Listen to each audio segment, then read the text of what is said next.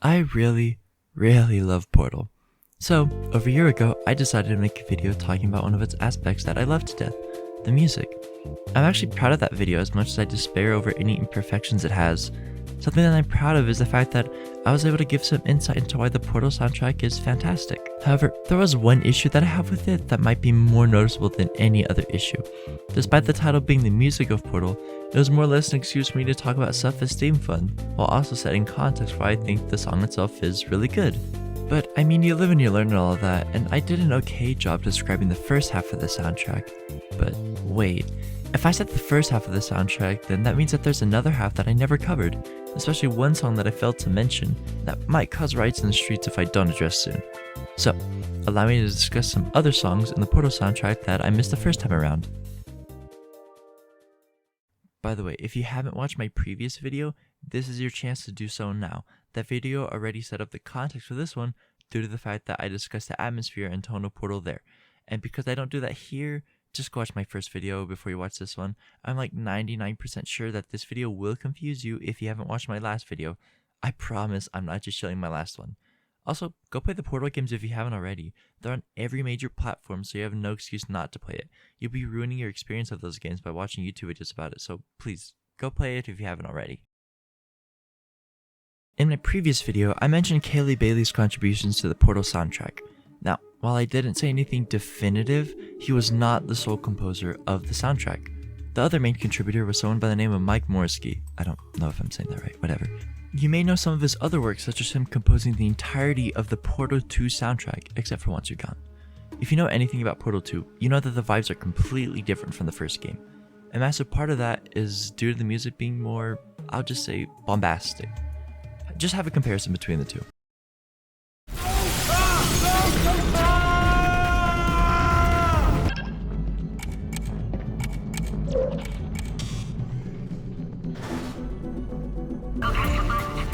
Do not press that button! No! Do not do it! I forbid you to press it!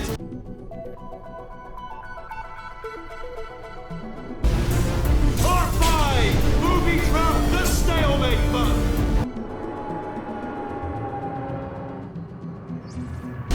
Oh, you had to play bloody cat and mouse, didn't you? While people were trying to work!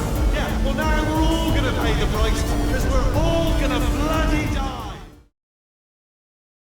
Knowing that the person who made this also made music for the first Portal game, it's understandable to be a little confused. So instead, let's back up onto how he got working on Portal's soundtrack. The story behind Mike being put on Portal's soundtrack is a simple one. To start, Kelly Bailey was working on Portal's soundtrack until the end of Chamber 19. This was intended to be the end of the game as the ending sequence was completely different. I could be wrong, but basically Chell just ends up fighting, chasing, and defeating Beta GLaDOS, then was just popped in his Zen. But then there was also another ending where Chell ended up going through the offices of Aperture to open some doors to leave, and I don't remember which ending Kelly Bailey composed for, if he just composed until 4000 degrees Kelvin and just call that a day. Okay, so doing a bit more research, I found out that Mike apparently entered Valve around a few months before the release of the Orange Box. I got this information from multiple wiki articles of Mike, but the source for the information doesn't exist, so take my word for it, I guess. So, Mike entering around this time wouldn't mean a lot, except for the fact that Bailey was essentially the audio department at Valve. Before I continue, I got this information from a 2014 Steam Dev Days Q&A Mike was holding, so no complaining for sources. Did that first try. Anyways, according to Mike, he was working with a very small team handling all the audio for all of the Orange Box games, and with Bailey composing the OST for Half-Life 2 Episode 2 and Portal, two of the third games in the Orange Box, he was obviously stretched very thin. So, whenever Mike came in around crunch time, Bailey handed him the keys right as the Portal dev team were creating and finalizing what the final act of the game would look like. Then, Bailey was taken away to work on Half-Life 2 Episode 2. Now, Mike was put up to the task of creating music for the last half of the game, and he delivered.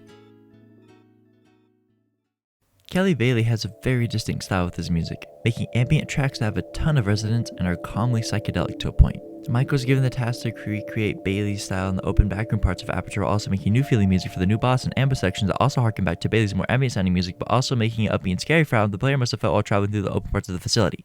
If that sounds hard, then that's because it most likely was. So, what did Mike do? In short, he cooked with the music. If you're listening to the soundtrack on Spotify or something, you can definitely tell that the two halves Bailey and Mike composed sound and feel different. However, in the game, it's not so simple. See, when Mike's first song plays in the game, it's a few minutes after Bailey's last, but in between those songs, a number of different things have happened that makes the game feel completely different. No longer are you in the controlled testing chamber environments, but you're roaming the underbellies of the facility with no other objectives but to survive and escape. What also helps is the art style has evolved from an uncomfortable cleanliness to this disgusting, decaying maze of rooms. It's only natural that the music would evolve in a similar style to match this tone. It feels equally as creepy as the previous songs while also having a new feeling similar to the different environment that you're in. I'm going to stop giving general explanations to the different vibes Mike's songs have to Bailey's, as showing is better than telling. Following a similar structure to my last video, the app sesh is officially over, and now is the part where I talk about the songs themselves. Having escaped GLaDOS' grasp in the testing chambers, it seems like the game should be over and credits roll, right? First, imagine this with me. Looking up, you fling yourself to an exposed part of the facility and begin walking just a short distance down a narrow hallway. As you walk, you find disgusting, decaying, rotten rooms. As you continue walking, you see what looks like turrets through a wall. Before finishing that thought, they're pulled up away to who knows where. Probably not important. Going a few rooms down, you hear GLaDOS? Where are you? I know you're there. I can feel you here. Even though it was probably a minute or two since you last heard from her, you now have the realization that GLaDOS is in control of the entire facility, not just the testing chambers. This realization coincides with the song Stop What Are You Doing beginning to play. I know I just got done yapping about the game and not the actual song, but it is very important to highlight the context that each song plays in, and I'm also just a little bit silly. Anyways, Stop What Are You Doing is a sinister song following along with 4000 Degrees Kelvin vibe. Much like the panic that might set in from the previous mentioned realization, the song starts off heavy with what sounds like a heartbeat, and a high-pitched, lingering note slowly fading in and out. I especially love how distorted the heartbeat sounds. It feels like something that can't just be ignored. Another amazing part of the track is the fact that it uses a low, droning synth to add an alien feel to the song. In this case, it works wonders because you're literally in the most alien-feeling part of the game, as well as, except for a few markings on the wall, there are no hints on where to go, no assurance of what's come ahead, just the unknown and eerie open halls of the facility. This is genuinely an amazing song, and listening to it, I think anyone can easily assume that the Portal soundtrack is in good hands. And as we trudge deeper and deeper into the facility, the stakes only get higher and the turrets finally become useful.